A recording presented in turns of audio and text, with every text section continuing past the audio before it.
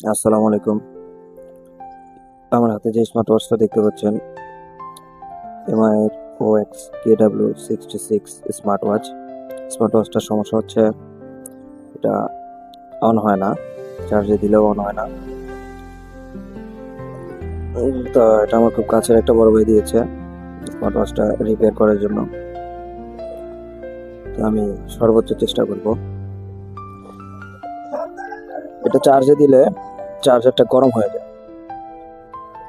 তো দেখি কি অবস্থা। দেখতে পাচ্ছেন হাতে স্মার্ট ওয়াচের ছোট্ট মাদারবোর্ড এবং এটা ব্যাটারিটা যদি একটু ফুলে গেছে শর্টের কারণে। এতে শর্ট আছে অনেকটা। শর্টটা ভেঙে আমি স্মার্ট ওয়াচের নতুন একটা ব্যাটারি কানেক্ট করছি। স্মার্ট ওয়াচ সাথে যেমন